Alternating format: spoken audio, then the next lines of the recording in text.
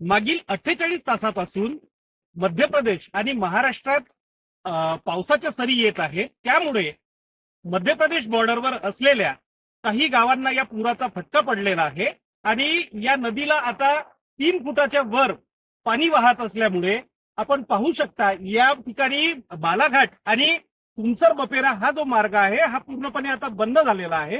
या बंद होण्यामुळे या ठिकाणावरून होणारी वाहतूक सुद्धा थांबलेली आहे। या रस्त्याच्या दोन्ही भागाला बालाघाट साईडला आणि मध्य प्रदेश साईडला मोठ्या ट्रकांच्या रांगा लागलेल्या आहेत। त्यामुळे आता वाहतूक विस्कळीत झाली आहे पूर्णपणे। या ठिकाणी व्यापाऱ्यांचा मोठा नुकसान होताना दिसत आहे, आजूबाजूच्या परिसरातील शेतकऱ्यांचा मोठा नुकसान होताना दिसत आहे।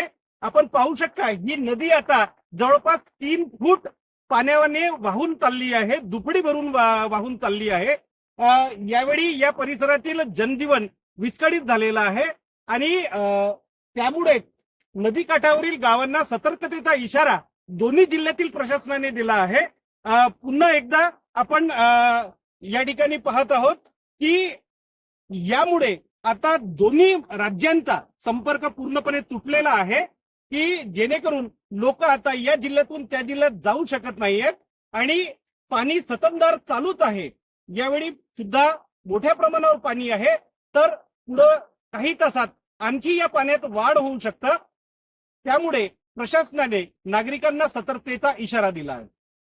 शशिकांत भोयर, बालाघाट बॉर्डर तथा महाराष्ट्राची बॉर्डर असलेला तुमसर बपेरा नदी किनार, भंडारा।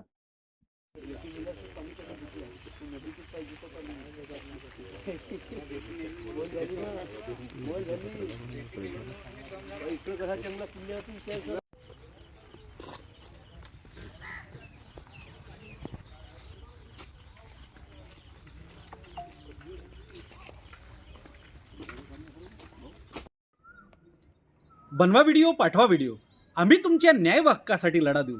ताज्या बातम्या व घडामोडींसाठी पाहत राहा फक्त महाराष्ट्र लाईव्ह न्यूज।